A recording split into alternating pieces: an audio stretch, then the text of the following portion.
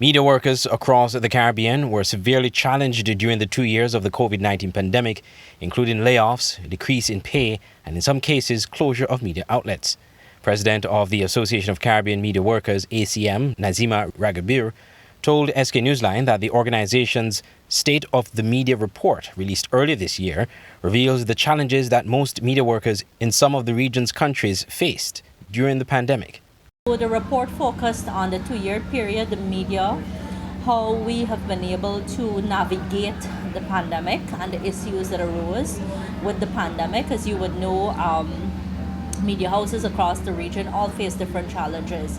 When you read a report, you would see there were some layoffs, there were people who had their jobs affected, there were newsrooms that were not affected. They were able to cushion the loss of ads and the economic state of their countries.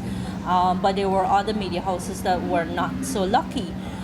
There were some challenges as to access to information. Officials across the region used the pandemic to sort of create barriers when it comes to speaking to the media. So in some cases, there were less interactions with the media. And in other countries, there were more interaction, virtual and otherwise, with the media. The report also reflected some common issues that continue to affect Caribbean journalists, including the need for more training, attacks by public officials, and cyberbullying, among others. Asked for us to continue training and said it was needed.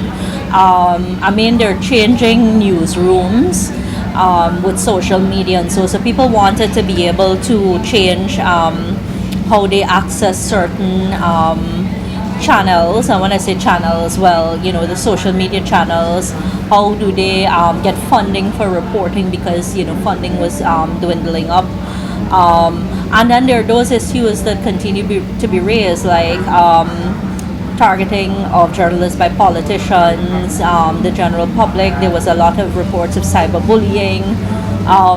There were also reports of own internal mechanisms that sort of restrict what you can report on and what you can't because of politics and ads and stuff like that.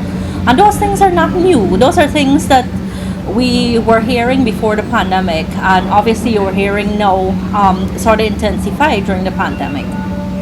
The ACM frequently publishes the State of the Media report since its inception 21 years ago. The title of its latest report, Through the Pandemic, State of the Media Report 2022, covers 16 territories across the region. St. Kitts and Nevis was not included in this report, but it is expected, with the revitalization of the Media Association of St. Kitts and Nevis, that the Federation would be included in the next report. I'm Andre Huey for SKN Newsline.